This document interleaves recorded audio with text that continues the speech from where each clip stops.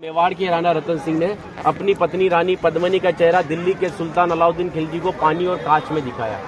लेकिन हिंदुस्तान का साइंस कहता है कांच का आविष्कार 1535 में हुआ और रानी ने जौहर 1303 में किया। तो 237 साल पहले अपने हिंदुस्तान में कांच और मिरर नहीं थे। और अलाउद्दीन खिलजी के साथ में पर्सनल राइटर आया था जिसका नाम था अमीर खुसरो, जिसने उस समय किताब लिखी थी तारीख अलाई। उसने लिखा था कि मेवाड़ की महिलाओं ने अपने सतीत्व धर्म के खातिर जौहर किया और राजपूत कभी भी कॉम्प्रोमाइज करना नहीं चाहते थे।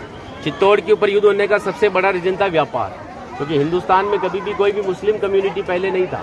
ये सभी जो आते थे अफगानिस्तान तुर्किस्तान से आते थे और आते कहाँ थे तो समुद्र के पास में आते थे, क्योंकि प्लेन तो थे नहीं ना। तो इधर नज़दीक पड़ता है गुजरात और ये जाते थे दिल्ली, तो इधर पड़ता है दिल्ली, उनको क्रॉस करना पड़ता था ये मेवाड़। अच्छा, इधर गुजरात इधर दिल्ली बीच में राजस्थान, तो इसको क्रॉस करना पड़ता था ये मेवाड़। तो यहाँ के राजपूत उनसे टैक्स वसूलते थे। तो वो समय था 1299 का, जब अलाउद्दीन खिलजी पूरे हिंदुस्तान पर इस्लामी शासन चाहता था। गुजरात से जब दिल्ली की ओर रवाना हुआ तो यहाँ पर राणा रतन सिंह के पिता थे रावल समर सिंह। उन्होंने दिल्ली जाने से पहले उससे टैक्स लिया और टैक्स लेने के बाद में जब अलाउद्दीन दिल्ली पहुंचा तो मेवाड़ से नाराज कि मुझे दिल्ली में शासन करने के बाद में हर बार मुझे मेवाड़ को टैक्स देना पड़ेगा, इससे अच्छा है मैं मेवाड़ को जीत लूं। तो दिल्ली से वो 1.5 लाख सेना को लेकर मेवाड़ की तरफ बढ़ा, लेकिन चित्तौड़ से दिल्ली का डिस्टेंस 600 किलोमीटर है। तो उसने पहला स्टॉपेज 1301 में रणथंभौर के किले पर डाला सवाई माधोपुर। वहां का राजा था हमीर देव चौहान, जिसको मित्र बनाया और उसी मित्र को रात को खाना खाते समय पीठ के पीछे छुरा घोंप कर मार दिया। उनकी पत्नी थी रंग देवी। हिंदू धर्म के अंदर रात में चिताएं नहीं जलती है, तो वहाँ की महिलाओं ने पानी में कूदकर जल जौहर कर लिया, बच्चियों ने सभी ने। लेकिन सुबह यह हुआ कि डेड बॉडियां तैर कर ऊपर आई तो आक्रांताओं ने डेड बॉडियों को निकालकर महिलाओं की बॉडी और बच्चों के साथ में रेप करके उनके बॉडी पार्ट्स को काटकर नग्न अवस्था में रणथंभौर के किले के बाहर लटका दिए, ताकि यह संदेश चित्तौड़ पहुंच जाए और चित्तौड़ की रानी पद्मिनी किले को छोड़कर दूर चली जाए। 1303 में जब अलाउद्दीन चित्तौड़ पहुंचा तो किले के ऊपर आने के लिए उसको 7 गेट क्रॉस करना था, तो इम्पॉसिबल था। तो उसने 1.5 लाख सेना को किले के चारों तरफ फैलाया।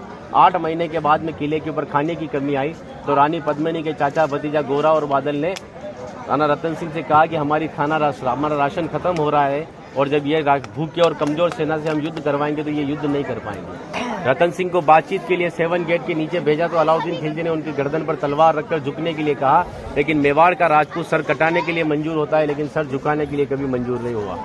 राणा रतन सिंह को धोखे से बंदी बनाया और रानी पद्मिनी को संदेश भेजा कि आप हमारे अधीनता स्वीकार करो, हम दिल्ली चलेंगे। रानी पद्मिनी कहती है जो नरसंहार तुमने 2 साल पहले रणथंभौर के किले में किया तो यहाँ की महिलाओं के साथ में भी वही होगा।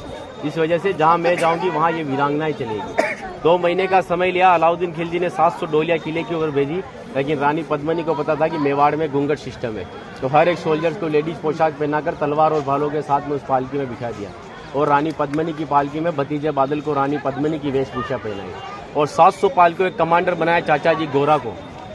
गोरा जब पालके लेकर 7 गेट के नीचे गया तो अलाउद्दीन खिलजी से कहा कि रानी पद्मिनी दिल्ली जाने के लिए तैयार है, लेकिन जाने से पहले अंतिम बार अपने पति से देखना चाहती है। जिस जगह रतन सिंह को बंदी बनाकर रखा गया, जब वो पालकी वहां गई और रतन सिंह जी ने जब घूंघट हटाया तो घूंघट के पीछे का जो चेहरा था वो भतीजे बादल का था। और बादल कहता है कि महाराज हम 20,000 है और ये 1.5 लाख है। एक राजा अगर नहीं लड़ेगा हमारे साथ में तो हमारी सेना का मनोबल कमजोर रहेगा। इसी वजह से राणा रतन सिंह को पालकी में बिठाकर किले के ऊपर भेजा। जब रतन सिंह जी किले के ऊपर आए तो किले के ऊपर आने के बाद में उनकी जय जयकार में हर हर महादेव और जय भवानी के नारों से किला गूंजने लगा। अकबर कहता है कि 8 महीने से तो किले से बच्चे की रोने की आवाज़ नहीं आई, लेकिन 700 पालकियां जब किले के नीचे आए तो किले से जय जयकार हुआ है, मतलब हमारे साथ में धोखा हुआ है। हर एक राजपूत कटने के पक्ष में था लेकिन झुकने के पक्ष में नहीं था। 20,000 राजपूत युद्ध में गया और अलाउद्दीन खिलजी की 1,25,000 सेना को मार दिया। बचे हुए दुश्मन जब किले के ऊपर आए तो महिलाओं ने अपने सतीत्व धर्म के खातिर हिंदुस्तान का सबसे पहला और बड़ा जौहर 16,000 महिलाओं के साथ में जिंदा आग में जलकर किया। यहाँ पर भी रानी पद्मिनी के महल में कांच लगाए गए थे। वो कांच लगाए थे पंडित जवाहरलाल नेहरू ने, क्योंकि एक पद्मावत पिक्चर के एक राइटर मलिक मोहम्मद जायसी की किताब को प्रमोट करने के लिए जवाहरलाल नेहरू जी ने उस किताब को आगे बढ़वा दिया। ये रानी को आईने में दिखाया, लेकिन हिंदुस्तान के इतिहास में कभी मेवाड़ गुलाम भी नहीं बना तो आईने में किसको दिखाया। और एक राजपूत अगर अपनी पत्नी का चेहरा हजारों को दिखाता फिर कहते वो राजपूत कहलाने का हकदार भी नहीं। इसीलिए 2 घंटे अपन इस किले के ऊपर घूमे तो एक लाशों के ऊपर चल रहे हो, सब जगह लाश है। इसीलिए उन महिलाओं के सम्मान के लिए कहावत कहता हूँ कि गिरा जहाँ पर खून वहाँ पत्थर पत्थर जिंदा है और जिस्म नहीं है मगर नाम का अक्षर अक्षर जिंदा है। और जीवन की यह अमर कहानी अक्षर अक्षर गढ़ लेना और शौर्य कभी सो जाए तो महाराणा प्रताप और शिवाजी को पढ़ लेना।